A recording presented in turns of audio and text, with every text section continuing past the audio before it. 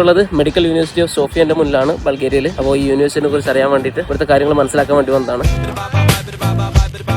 Exploring യൂണിയന്റെ ഈ 5ാമത്തെ episode 1918 start ചെയ്ത യൂണിവേഴ്സിറ്റിയാണിത്. ഇവിടെ മലയാളികൾ മാത്രമല്ല, ഒരുപാട് രാജ്യങ്ങളിൽ നിന്ന് കുട്ടികളൊന്നും പഠിക്കുന്നുണ്ട്. UK, ജർമ്മനി, ഇറ്റലി, സ്വീഡൻ, ഇങ്ങനെ കുറേ സ്ഥലത്തുനിന്ന്. ഇവിടുത്തെ കാര്യം എന്താ വെച്ചാൽ ഇവിടുത്തെ കംപ്ലീറ്റ് അഡ്മിഷനും എൻട്രൻസും നമ്മളെ +2 മാർക്ക് കൂടെ കാൽക്കുലേറ്റ് ചെയ്ത റാങ്കിന്റെ ബേസിലാണ്. അത് മാത്രമല്ല, കുറച്ച് കുട്ടികൾ മാത്രമേ യൂറോപ്പ് യൂണിയന്റെ പുറത്തുള്ള രാജ്യങ്ങളിൽ നിന്ന്. ഇനി ഇവിടുത്തെ ഫീസ് 10,000 യൂറോ ആണ് ഒരു കൊല്ലത്തേക്ക്. ഇന്ന് നമ്മൾ വന്നേക്കുന്ന ഈ ഒരു ബിൽഡിംഗ് യൂണിവേഴ്സിറ്റിന്റെ മെയിൻ ബിൽഡിംഗ് ആണ്. ഇവിടെ മെഡിക്കൽ സ്റ്റുഡൻസിന് വലിയ ക്ലാസ് ഒന്നും ഉണ്ടായില്ല. കുട്ടികൾ വന്നു കഴിഞ്ഞാൽ ആദ്യത്തെ 3 വർഷത്തെ ക്ലാസ്സുകൾ മെയിൻ ആയിട്ട് ഉണ്ടാവുക പ്രീ ക്ലിനിക്കൽ ബിൽഡിംഗിലാണ്. ഇനി നമ്മൾ പോകുന്നത് സോഫിയയിലുള്ള സോഫിയ ടെക്നിക്കൽ യൂണിവേഴ്സിറ്റിയിലേക്കാണ്. ഒരു 16 ക്യാമ്പസുള്ള വലിയൊരു യൂണിവേഴ്സിറ്റിയാണ് ടെക്നിക്കൽ യൂണിവേഴ്സിറ്റി. ഇവിടെ ഒരുപാട് എഞ്ചിനീയറിംഗ് കോഴ്സുകൾ. എല്ലാ കോഴ്സുകൾക്കും ഏകദേശം $3,000 മുതൽ $3,500 വരെയാണ് ഫീസ്.